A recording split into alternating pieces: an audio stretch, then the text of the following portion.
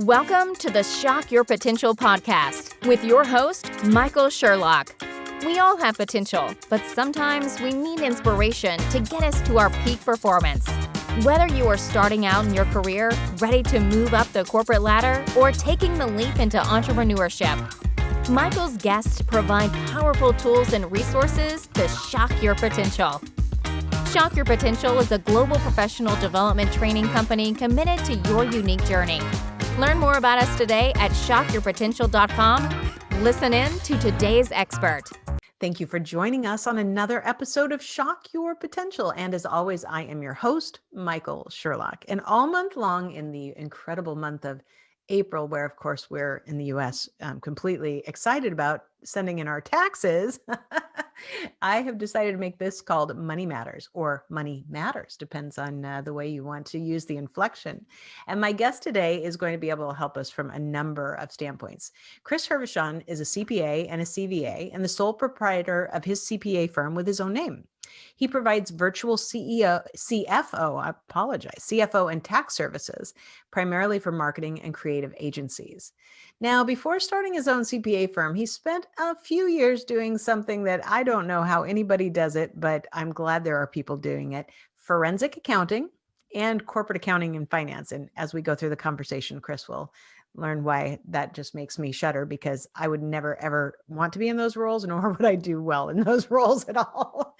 But he's also been featured in publications such as the Journal of Accountancy, Accounting Today, the Innovative Agency Podcast, American Express Open Forum, LendingTree, and many more, precisely because of his industry knowledge and his experience in accounting.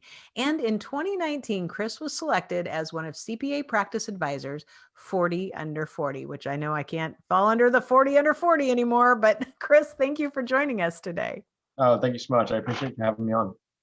I'm so thankful that there are people that are skilled in finance and accounting, because it is not my wheelhouse. I don't enjoy it, but I know it's a necessary, I'm not going to say a necessary evil, because it's not evil. When done correctly and viewed correctly for your business, it makes a huge difference. So I'm glad there's people like you who do what you do. Oh, I appreciate that. It's, it's either for you or it's not, right? Taking in the numbers, and in particular, we see that with taxes too. So yeah, one of those things. Yeah, absolutely. Well, I hit some of the highlights of your bio. Why don't you tell us a little bit more about you, your business, and how you help your clients to shock their potential? Sure, I appreciate that. So as you mentioned, I own a CPA firm, 3-person firm at this point. Gone through a lot of growth last couple of years. Been full-time on my own, coming up on 3 years now. But it's one of those things that started, which probably a lot of your listeners can relate to, but it started as a side hustle, like 10 years ago, friends and family, that sort of thing. And it kind of grows, and you're doing it on the side. And as you have kids and as you just go through life, it's one of those things where it's either got to grow or go away. And, very much had one of those moments when I was in a finance role a couple of years ago. And I said, I don't want to do this anymore. I want to go out on my own and try to grow the business that I already have. And, luckily I've had a wife and family who's been really supportive of that. And it's been a lot of fun. And along the way, we've found ourselves in this niche of virtual CFO services and helping marketing and creative agencies primarily, although we help a lot of other small businesses as well. And just having a lot of fun with it. It's growing, and we're helping other businesses grow too. So it's been a great time so far. So what made you, I know you work with a lot of different people, but what made you really interested in the marketing and creative kind of niche? A couple of things. So going all the way back to high school, I've always been interested in marketing.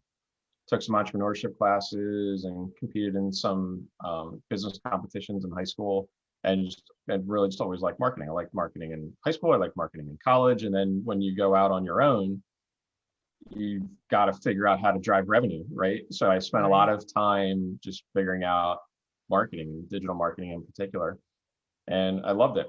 And it's one of those things where the niche kind of falls out of the sky and hits you on the head. So when I went out on my own, I knew I need to find a niche that's the way to go. It makes the business easier to operate, it makes the business more profitable, but didn't really have any idea of what I wanted that niche to be. So, one of the first clients that I brought on was a marketing agency. I had done some work for marketing agencies in a contractor role, working for another CPA firm. The second client I ever had way back in the day, like 10 years ago now, was a creative. Mm-hmm. So it was one of those things. In speaking with this client that I was bringing on, it just seemed like a really good fit. They're becoming more so data driven. They're creative, and I like to say that we practice creative accounting without practicing creative accounting, right? The numbers are solid and everything like that is good, but the way that we deliver our services is, I think, a little bit creative. So, they understand that, and they need help. They're not usually financially focused, so we can drive a lot of value there. And it's just a really good fit all the way around. So it's one of those things that just kind of fell out of the sky, but once it did, it's been a natural fit for the way that we do what we do. I love it. I think it was a very nice way that you put it, that they're not always financially focused, because that is so very true. I know for me and my company and my previous companies, that has always been a challenge, because I knew where I needed to be in my companies to grow them and drive them. And every time it would come down to me, doing I almost said a bad word, QuickBooks. I could use a very colorful description for it.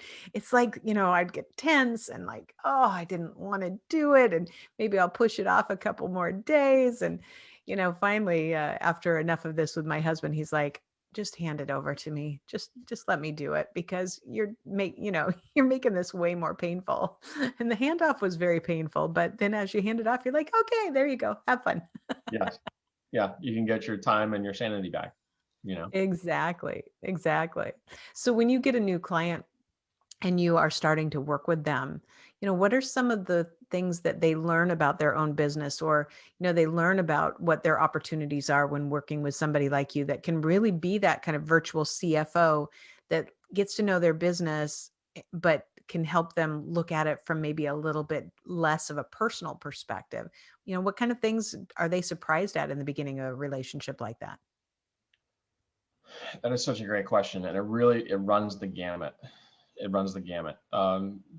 I view our role as providing certainty, number one, which gets to what I just said a couple minutes ago about creative accounting. What we really do is provide good numbers, but we deliver services in a creative way. But we provide certainty, which means good numbers and timely is what we do. So that's one piece. The other piece is, I view our role as one where we ask hard questions, and that's our role, because that's where strategy starts, is with correct questions. And we'll just ask questions about the business, and one of the best questions that we always ask is, what are the questions that you have about your business that you can answer? And what are the questions that you have about your business that you can't? And the questions that you can answer, those are great, because that means that there's processes and procedures and data in place that is helping you to facilitate being able to answer those questions. And then when you say, well, I'd really like to know, when can I hire my next person? I hear that a lot, and that's a great insight that business owners are looking for. But at the heart of that are a couple of different things. Number one is, do you have enough cash in reserve? Number two is, are you measuring and managing your capacity, especially in a professional services based business? Or do you know what your capacity is? And those two things really kind of play into each other. Do you know what your pipeline is, your revenue pipeline? And those are really kind of the three core things of that. And if you want, I'll explore that just a little bit. Yeah, please do. Okay. So the cash reserve thing. The way that we advise on that is, we say that you should have between 2 and 6 months of fixed expenses in reserve. And we go through a whole process where we figure out if it should be 2 months or it should be 6 months, regardless. If you don't have a cash reserve in place, and if you're not measuring capacity, so capacity gets to, who are the people in your business? How much are they working? How much are they producing? And I'll give you a marketing agency as an example. We would want to see probably about 60% would be basically full capacity of work that they're doing that's delivering client work. Okay, so 60% utilization, that's pretty full capacity. Well, what if you're at 40%? And what if you don't have a cash reserve?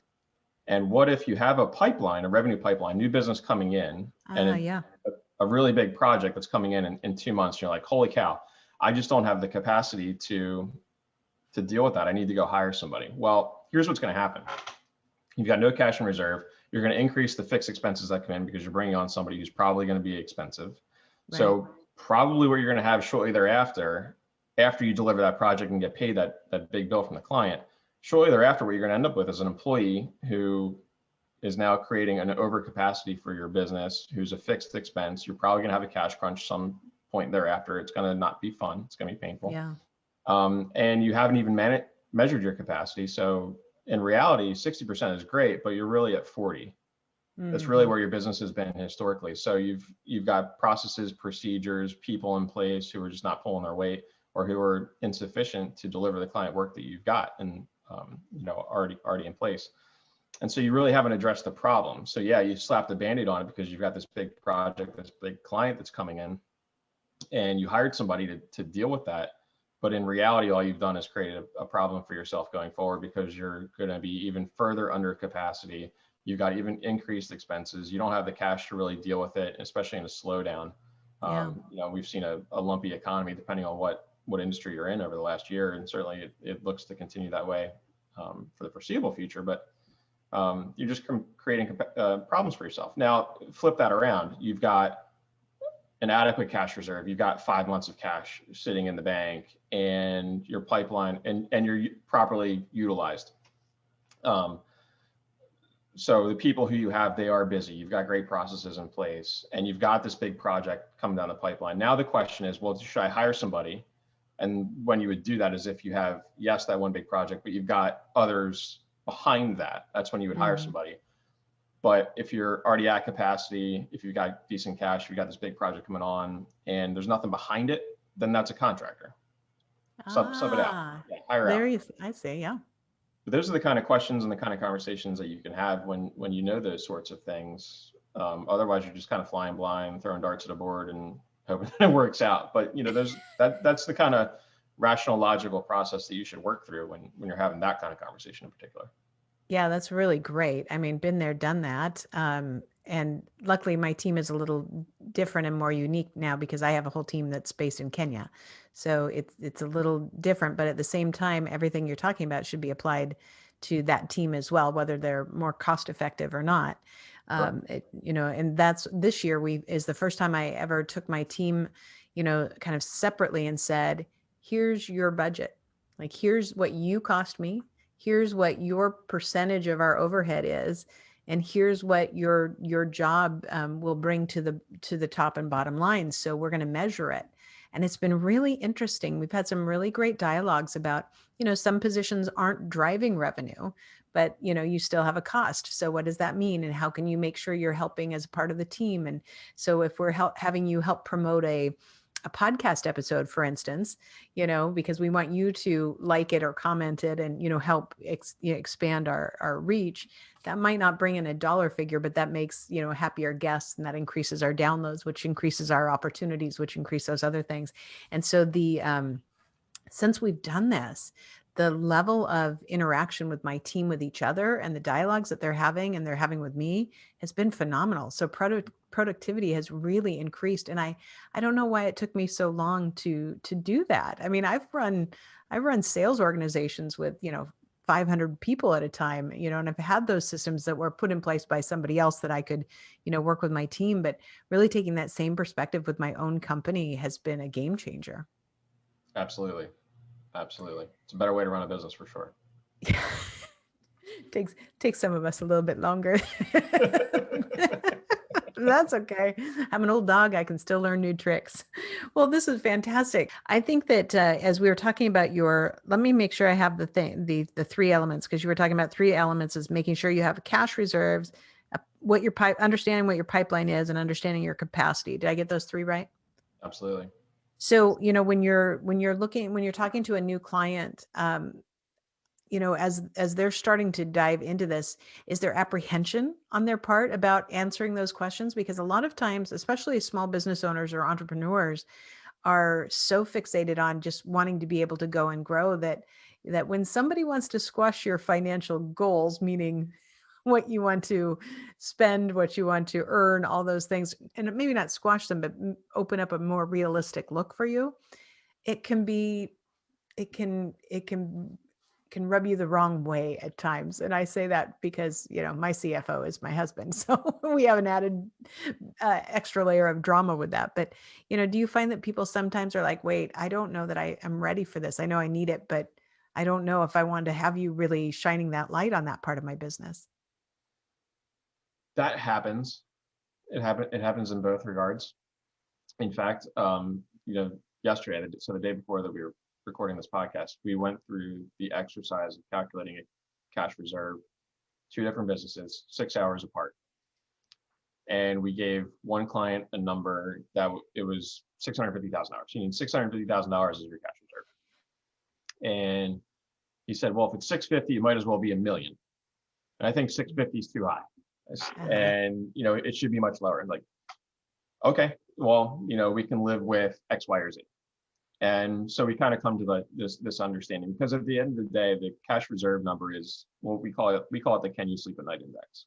Mm-hmm. No hard and fast rule around it. It's just whether or not you feel comfortable, you can lay your head down on the pillow knowing that you've got enough cash in the business. If things really went poorly tomorrow, you'd be able to pay your people, because letting people go is hard, and you'd be able to continue to operate and go and market and do those things. We had a conversation later in the day, and I said to that person, I said, you've got too much cash in the business, and it's probably not working for you. You should probably take some out and then go invest it somewhere else. Whatever that is, that's a conversation for the financial advisor. And he said, no way, absolutely not. I want to leave as much in there as possible. I want to be as conservative as possible. I hardly take any cash out of the business ever. And that's cool too, because, the metrics aren't what would suggest leaving all that cash in the business. But we've delivered the message that, hey, your cash isn't working for you as best as it could. Mm-hmm. But at the end of the day, if you can sleep at night, that's worth something. And we realize that. When we talk about capacity, that's a little bit harder conversation, because now we're talking about process. Generally, the way to measure capacity really is by measuring time. And depending on the business that you're in, that's really, really hard. It's hard because employees don't want to do it. It's hard because managers don't want to manage the employees who don't want to do it. It's hard because you have to have processes and software in place, and you've got to do approvals and have workflows and all that sort of stuff. It's hard. It's just hard. Mm-hmm. So, we would say, okay, well, we don't want to do that. We're just not going to be good at it. So there's no point. Let's try to measure capacity a different way, realizing that we're going to be a little bit less accurate in doing so. And then that's the conversation that we have. And, when we're talking about pipeline, that's hard too, because we're talking about some sort of a process in place where we're tracking, all right, we've got this deal in the works. It's 50% likely to happen, or it's 75% likely to happen, or it's in the bag. And tracking that and being proactive about that, which is what really allows us to do forecasting and to understand whether or not our current capacity is enough or not enough. And, that's hard. Anytime we're talking about putting processes in place and measuring data and putting software in place, it's hard. It's a hard conversation, but, we certainly have best practices that we have seen work and that we would like to see implemented. And the business owner, that's their baby. They've gone through the whole process. They built the process in most cases.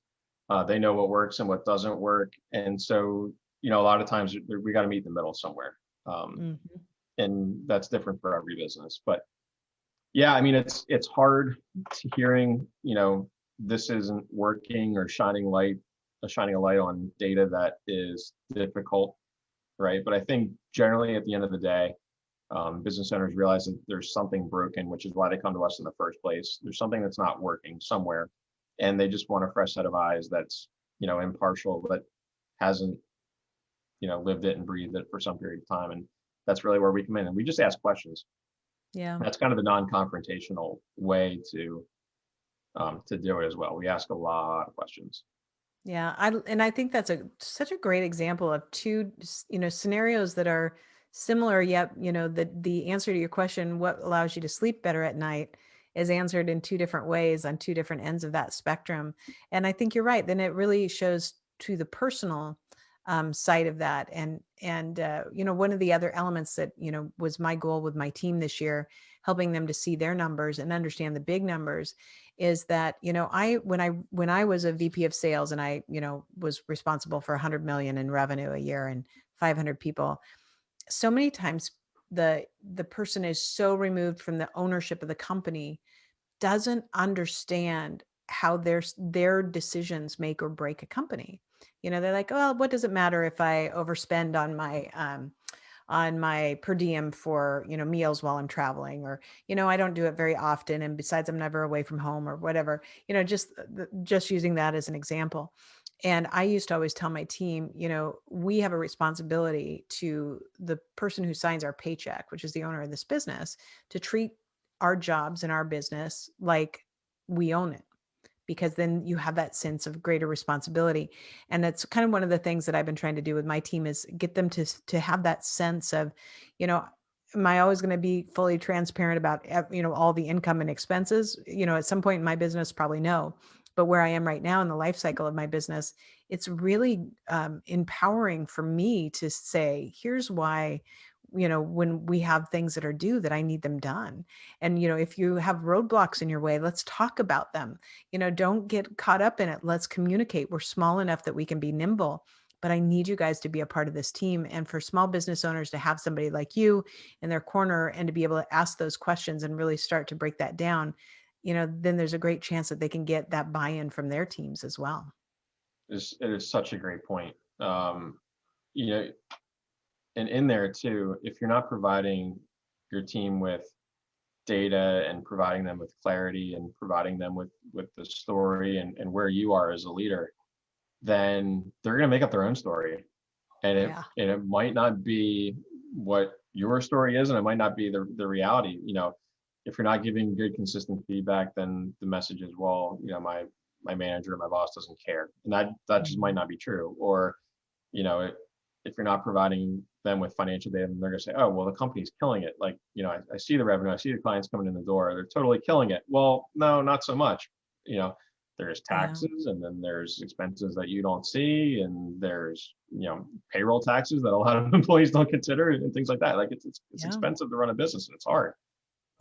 So if you don't provide them with the clarity and the story and show them exactly what's going on and why, they're gonna fill that gap themselves, and that's not productive for anybody usually.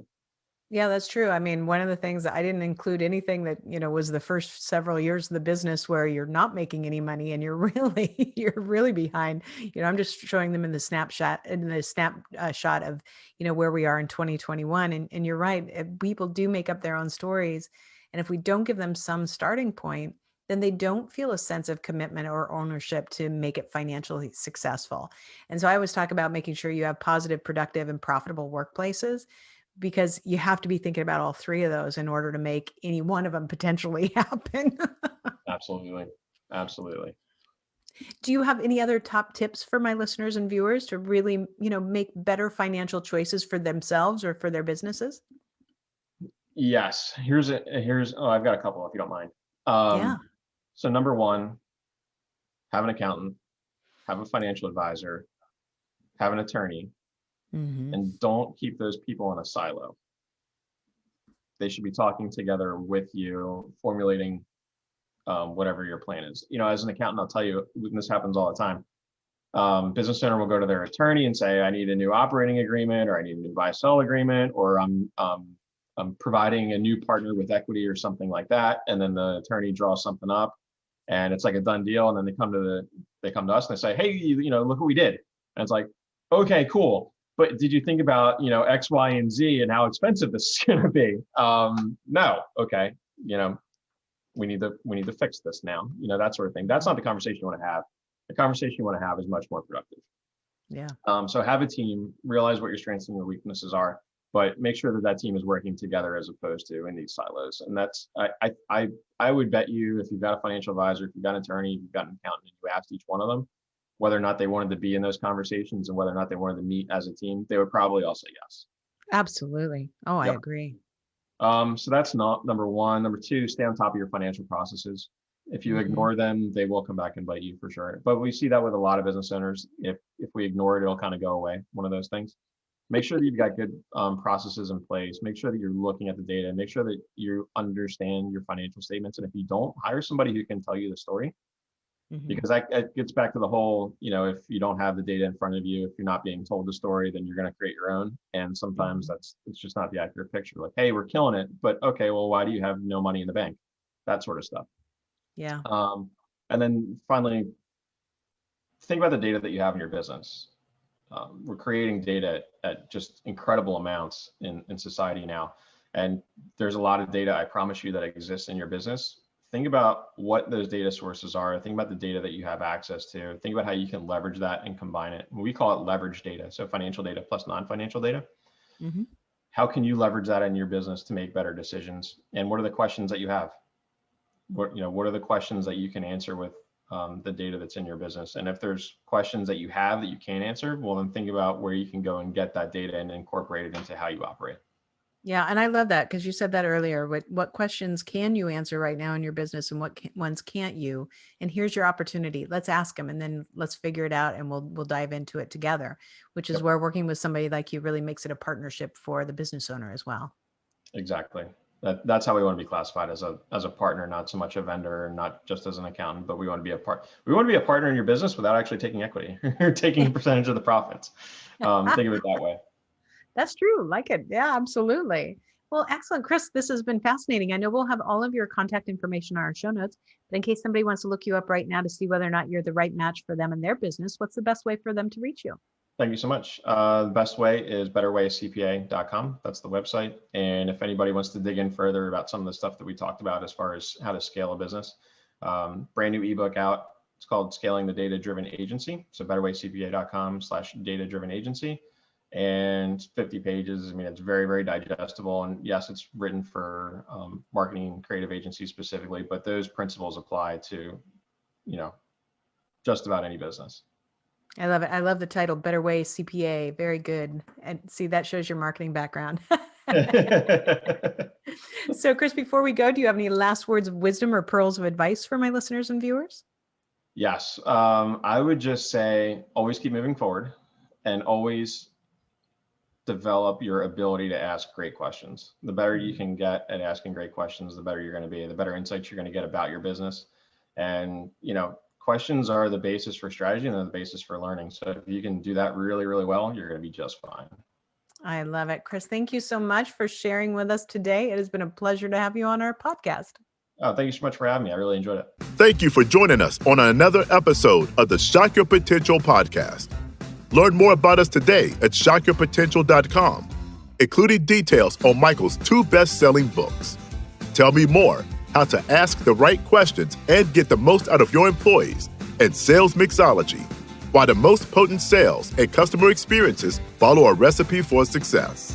And as always, don't forget to subscribe, rate, and like us today.